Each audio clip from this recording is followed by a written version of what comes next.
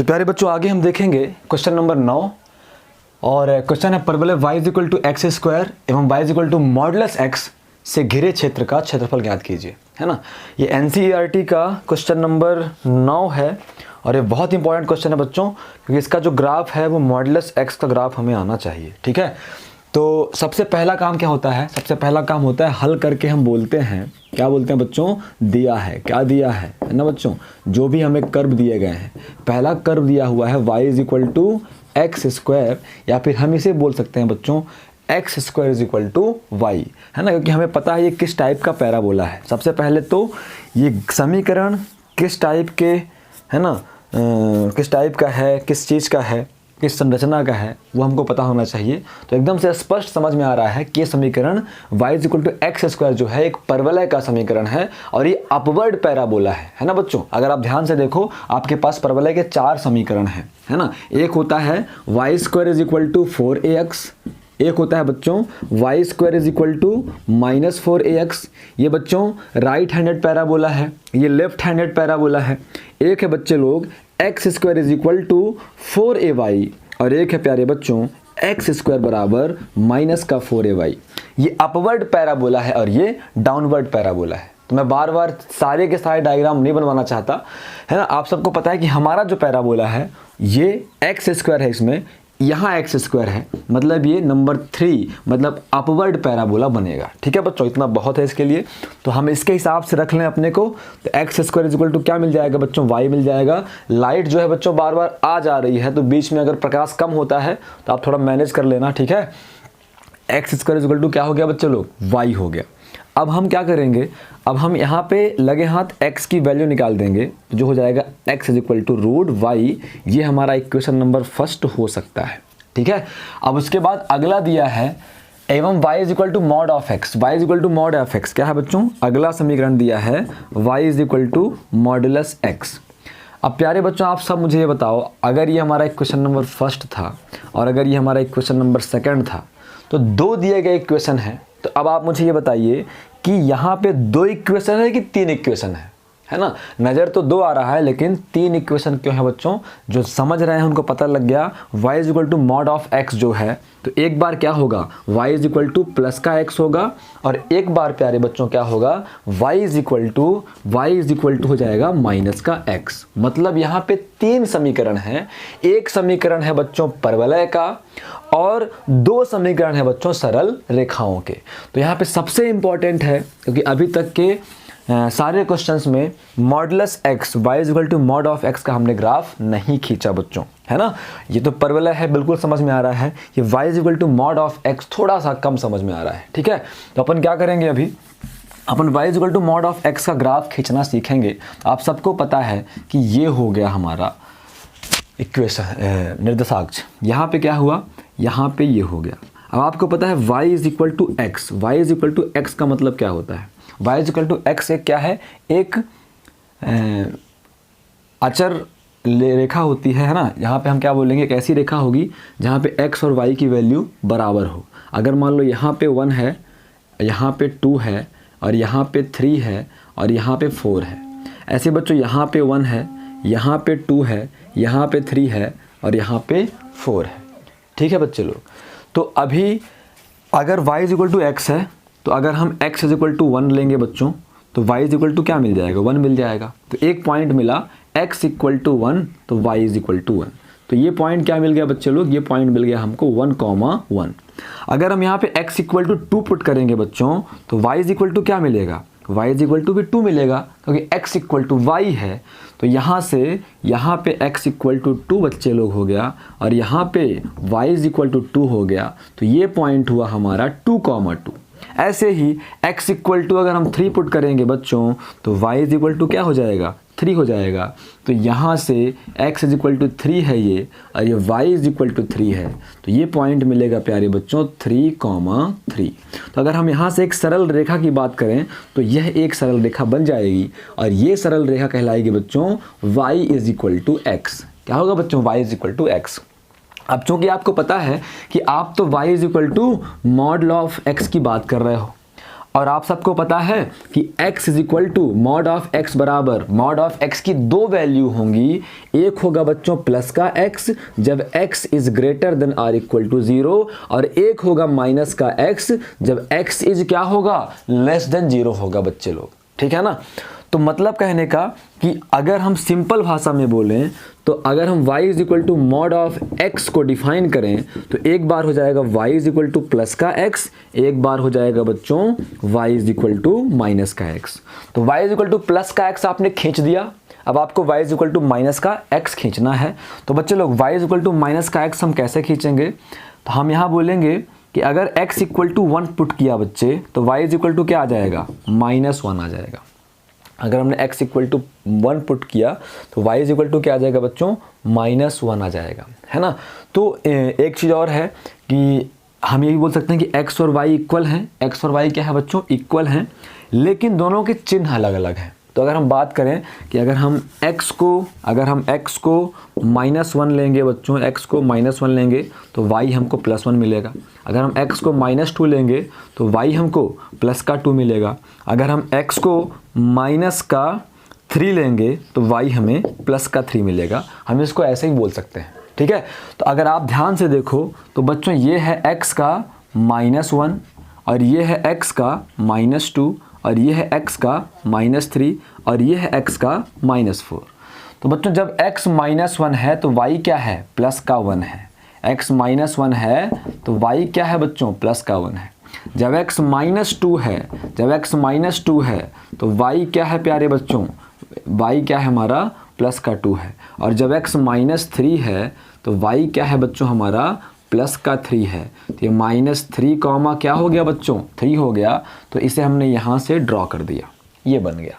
तो ये जो ग्राफ है ये पूरा ग्राफ बच्चों हो गया y is equal to modulus x का ग्राफ हो गया, है ना। और ये ग्राफ आपने 11th क्लास में पढ़ा होगा, ठीक है। y is equal to mod of x का ग्राफ होता है ये हो गया y is equal to plus का x हो गया और ये हो गया y is equal to minus का x हो गया। y इज इक्वल टू, बहुत सारे बच्चों को डाउट होगा कि y is equal to minus का x तो यहाँ भी आ सकता है, लेकिन नहीं बच्चों हमें यहीं पे करना है उसको, क्योंकि x पॉजिटिव तो y निगेटिव, x निगेटिव तो y पॉजिटिव, ठीक है। तो अब हम दोनों का ग्राफ बनाना लगभग सीख गए हैं बच्चे लोग। तो अब सबसे पहला काम क्या होता है, हम सबको पता है कि सबसे पहला काम हमने बोला है कि एप्लीकेशन ऑफ इंटीग्रेशन में जो एरिया अंडर कर्व है उस सारे क्वेश्चन को हम 7 सिंपल स्टेप जो हमने बनाई है उसको फॉलो करके सॉल्व करेंगे।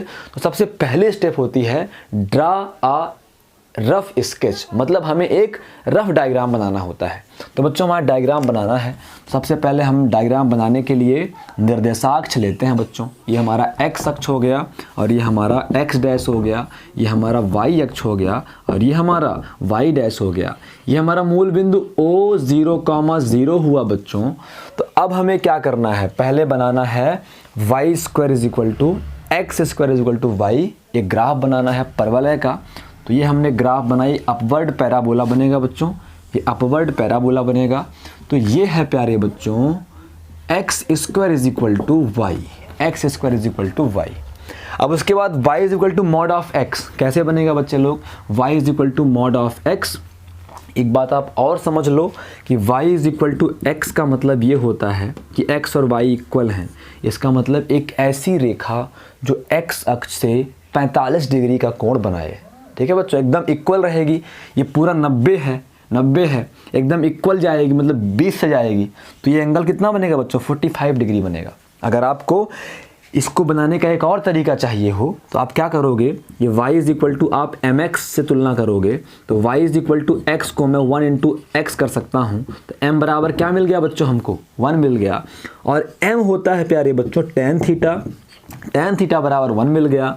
तो यहाँ से tan theta is equal to 1 tan में किसकी वैल्यू होती है, 1 tan में 45 डिग्री की वैल्यू होती है। tan से tan खत्म, तो थीटा इज इक्वल टू क्या हो गया बच्चों, 45 डिग्री हो गया। तो मतलब y is equal to x को ड्रॉ करने के 2 तरीके हैं। एक तरीका ये है कि आप उसको प्रवणता रूप में लाके प्रवणता निकाल दो पहली चीज, या फिर आप x का मान रख के y का मान निकालते जाओ। तो ये यहाँ से बनेगा बच्चों 45 डिग्री का कोण बनाता हुआ बनेगा। तो ये कुल मिला के ये बन गया, है ना। ऐसे ही इधर भी बनाएगा, ये 45 या फिर बोले 135 डिग्री का कोण बनाएगा, इसके बीच से जाएगा बच्चों, तो ये हो गया। ठीक है प्यारे बच्चों, थोड़ा सा डायग्राम इक्वल नहीं बन सकता है, लेकिन नहीं बना होगा, लेकिन आप लोग जब इसको बढ़िया मतलब स्केच और पेंसिल से बनाओगे, रोलर से बनाओगे, तो एकदम सही बनेगा बच्चे लोग। ठीक है, तो ये जो लाइन है बच्चों, ये वाली लाइन कहलाएगी y is equal to plus का x, है ना। और ये जो लाइन कहलाएगी बच्चों, ये y is equal to minus का x कहलाएगी। और इस पूरे को एक साथ हम क्या बोल देंगे, मॉडुलस x बोल देंगे। तो क्या बोला गया है बच्चों, बोला गया है कि परवलय X square is equal to Y एवं Y is equal to mod of X द्वारा घिरे भाग का क्षेत्रफल ज्ञात कीजिए। तो बच्चों मतलब हमें ये क्षेत्रफल ज्ञात करना है, ये चीज़ ज्ञात करनी है, ये चीज़ ज्ञात करनी है प्यारे बच्चों, ये ज्ञात करना है। ठीक है ना, ये पूरा ज्ञात करना है और ये पूरा ज्ञात करना है, ये पूरा ज्ञात करना है। तो बच्चों नंबर 1 पॉइंट था डायग्राम बनाना, हमने डायग्राम बना दिया। नंबर 2 पॉइंट है बच्चों, find the point of intersection, प्रतिच्छेद बिंदु ज्ञात करने हैं। अब यहाँ पे प्रतिच्छेद बिंदु का बहुत बड़ा रोल है। जब भी 2 कर्व होंगे बच्चों, तो प्रतिच्छेद बिंदु का बहुत बड़ा रोल होगा लिमिट के लिए। तो अगर मैं इसको यहाँ पे बोलूँ, है ना, x square is equal to y, तो ये पॉइंट अगर एक बन गया है प्यारे बच्चों ए, और ये एक पॉइंट ऑफ इंटरसेक्शन बी है, तो हमें इस ए और बी के कोऑर्डिनेट्स निकालने पड़ेंगे। और आप सबको पता है कि ए और बी के प्रतिच्छेद बिंदु कैसे मिलेंगे।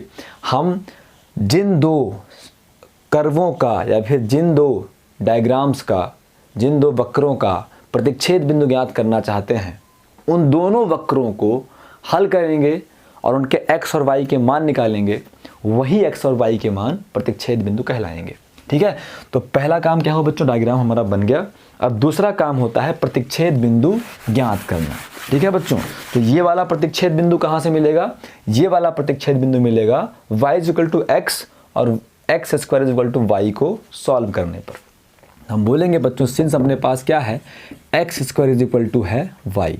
अब हम बोलेंगे since y is equal to x है, y is equal to x है, तो हम बोल देंगे x square is equal to y के स्थान पे हम क्या रख सकते हैं बच्चों, x रख सकते हैं। तो यहाँ पे एक्स स्क्वायर और minus x is equal to क्या हो गया, 0 हो गया।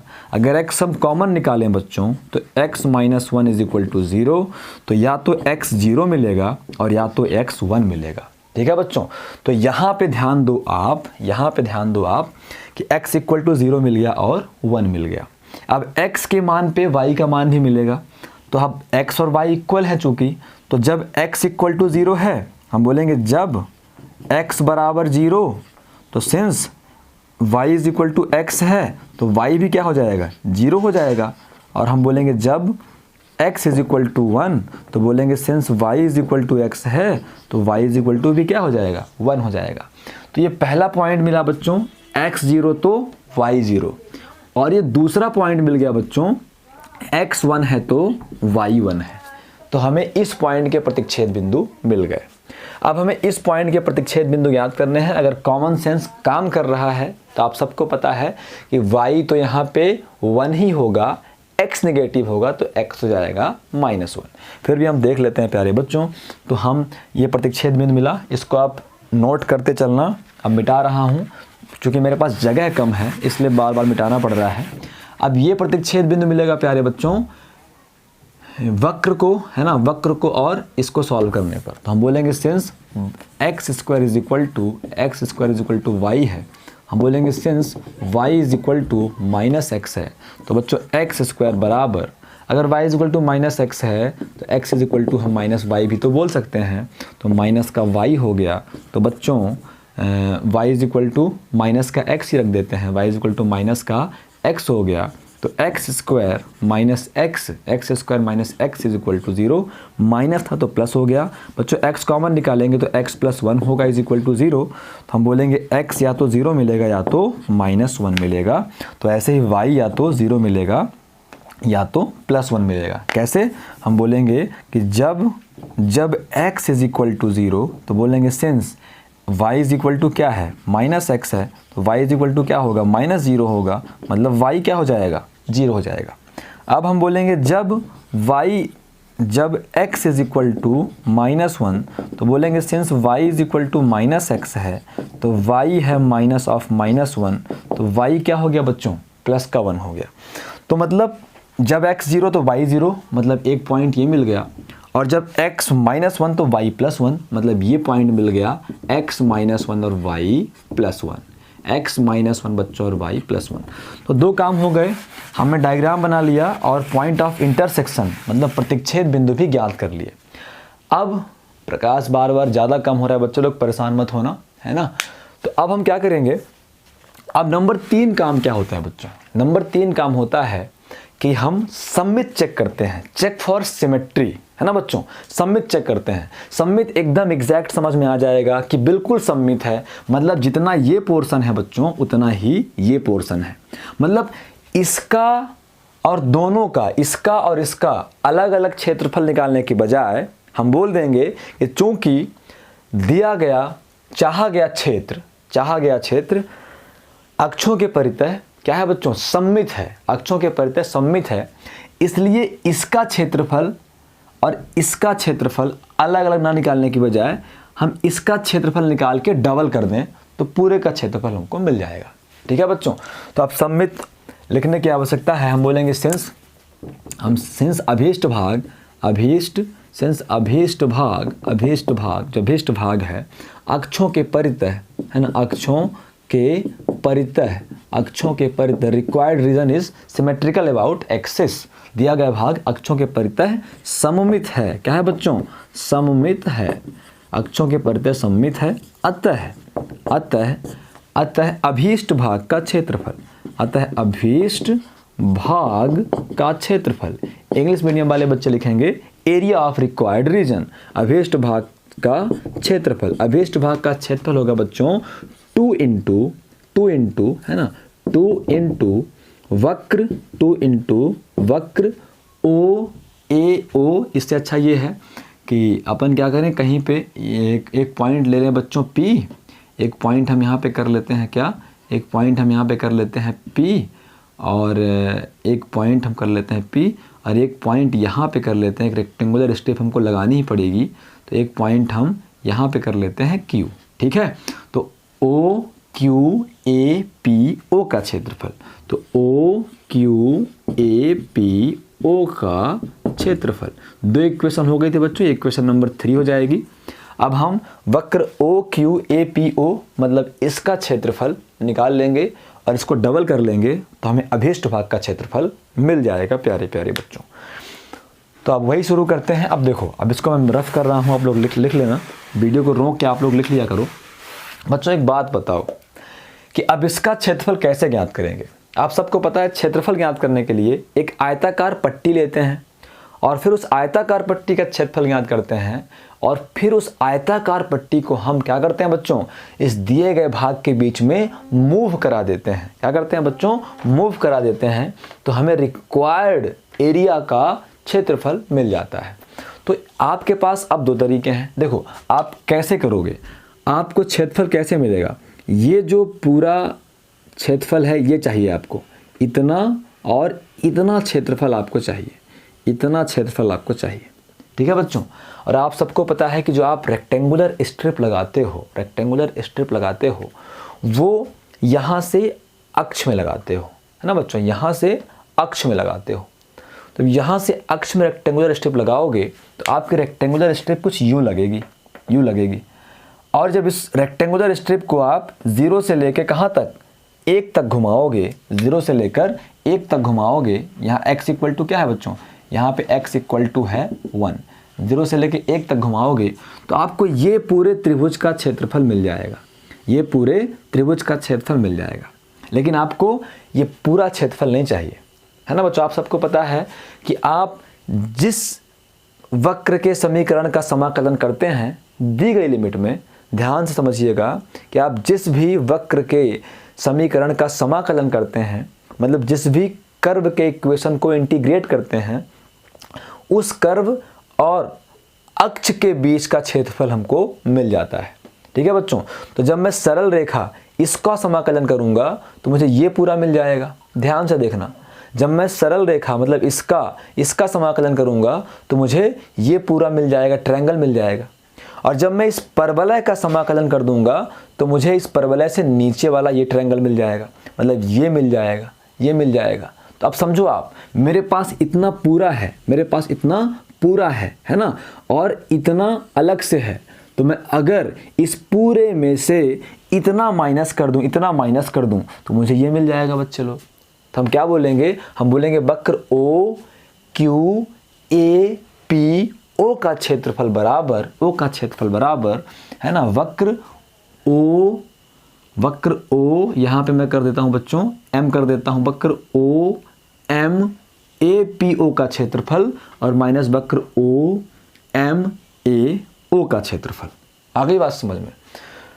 इससे पहले मैंने क्लास में एक क्वेश्चन बताया था जहाँ मैंने इसको y2 माइनस y1 कर दिया था।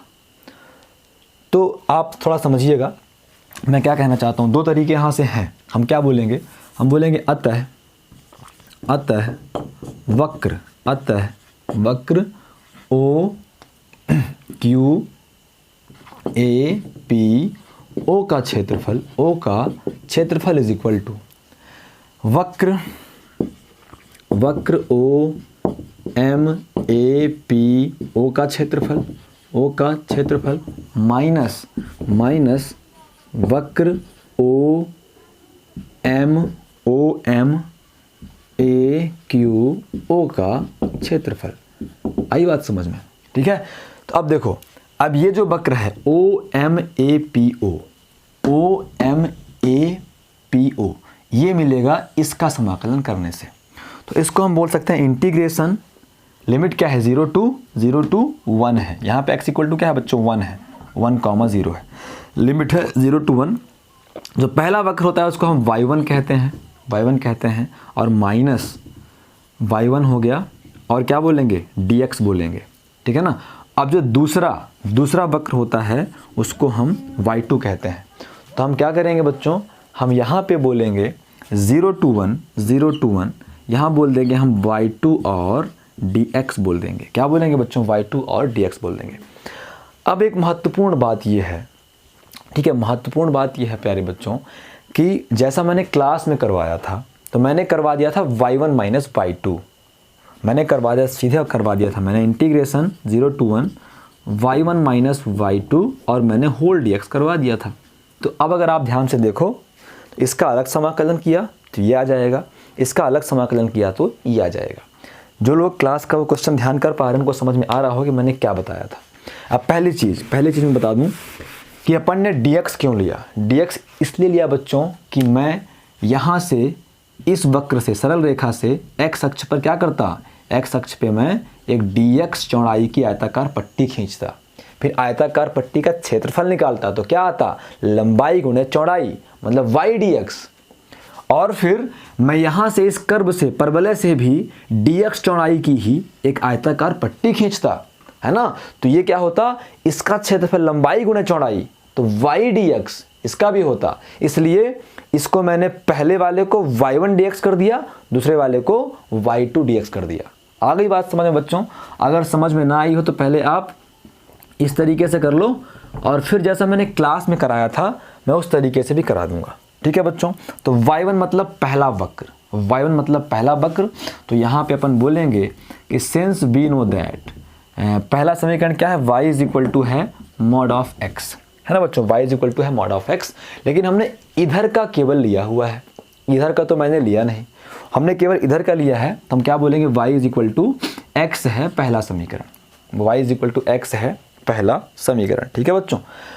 उसके बाद क्या है, तो मैं यहाँ पे y1 के स्थान पे x कर दूंगा तो इंटीग्रेशन 0 to 1, क्योंकि जो पहला वक्र होता है बच्चों वो y1 कहलाता है, ठीक है ना। तो यहाँ पे x हो जाएगा और dx बन जाएगा और माइनस, फिर इंटीग्रेशन 0 to 1 y2 मतलब जो दूसरा वक्र है, दूसरा वक्र क्या है बच्चों, x square is equal to y है।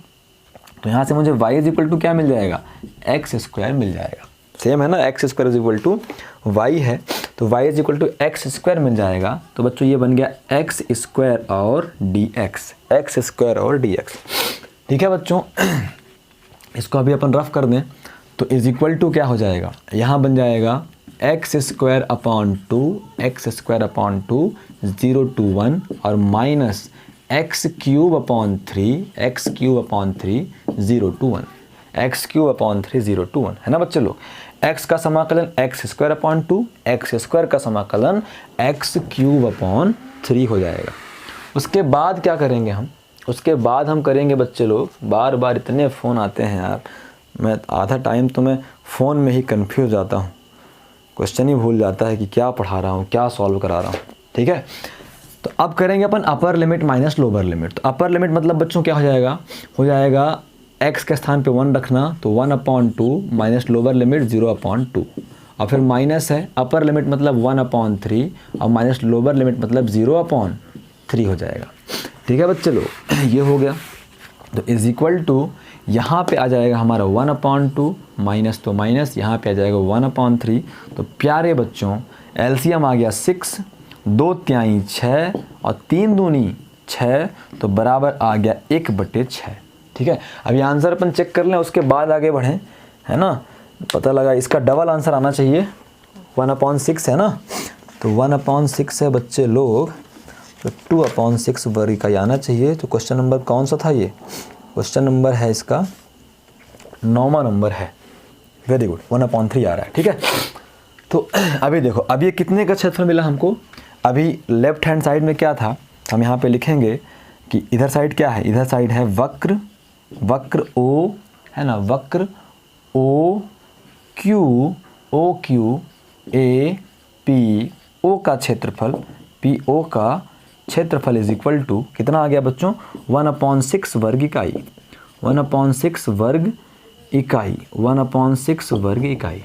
ठीक है प्यारे बच्चों, अब हम क्या बोलेंगे, अब हम ये बोल सकते हैं, है ना, अब हम ये बोल सकते हैं बच्चों कि समीकरण 2 से, समीकरण 3 हमें मिला है, समीकरण 3 से पूरे वक्र का क्षेत्रफल मतलब अभीष्ट भाग का क्षेत्रफल, एरिया ऑफ रिक्वायर्ड रीजन, अभीष्ट भाग का क्षेत्रफल, अभीष्ट भाग का क्षेत्रफल बराबर हो जाएगा बच्चों 2 इंटू क्या था, 2 इंटू था वक्र O Q A P O का क्षेत्रफल, तो बराबर हुआ बच्चों 2 इंटू 1/6, 2 तिहाई 6 हो गया बच्चों, तो बराबर हो गया 1/3 वर्ग इकाई, 1/3 वर्ग इकाई।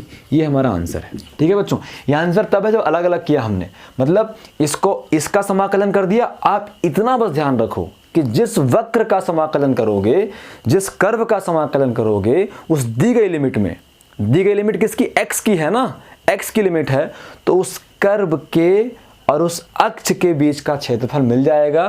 तो जब हमने इस सरल रेखा का समाकलन किया x की लिमिट में, तो इस कर्व और x अक्ष के बीच का हमको क्षेत्रफल मिल गया, मतलब हमको ये त्रिभुज मिल गया बच्चों। ठीक है, और जब हमने इस परवलय का समाकलन किया x की लिमिट में, तो परवलय और x अक्ष के बीच का क्षेत्रफल मिल गया, तो मतलब हमको ये पूरा मिल गया और ये पूरा मिल गया। तो अगर मैं इस पूरे में से ये वाला माइनस कर दूं बच्चों, तो मुझे केवल ये मिल जाएगा। आई बात समझ में, इससे बन जाएगा। और जैसा मैंने क्लास में बताया था, है ना, कुछ बच्चों को ध्यान आ गया होगा, मैंने क्लास में क्या किया था, मैंने क्लास में इसको रेक्टेंगुलर स्ट्रिप से ही किया था। मैंने क्लास में इसको बच्चों रेक्टेंगुलर स्ट्रिप से ही किया था, 1,0 एक ऐसा क्वेश्चन था। तो मैंने क्या बोला था, पॉइंट P को मैंने बोला था x1, y1 और पॉइंट Q को मैंने बोल दिया था x1, y2, है ना बच्चों, क्योंकि यहाँ तो x सेम रहेगा, इस पूरे में x क्या रहेगा, सेम रहेगा, तो x1, y1, x1, y2 मैंने बोल दिया था। तो मैंने फिर PQ के हिसाब से ही काम किया था। तो प्यारे बच्चों हमने क्या बोला, हमने बोला था, मैं दोबारा सॉल्व कर रहा हूँ, कहाँ से, मैं केवल इस भाग का क्षेत्रफल आपको निकाल के दे रहा हूँ। जब मुझे इस भाग का क्षेत्रफल निकालना होगा, है ना, जिसको पिछला मेथड समझ में आया कोई दिक्कत नहीं, जिसको थोड़ा डायरेक्ट करना है वो लोग समझ लें। तो हम क्या बोलेंगे बच्चों, हम बोलेंगे बिंदु P x1, y1 से PQ, है ना, PQ आयताकार पट्टी की, PQ आयताकार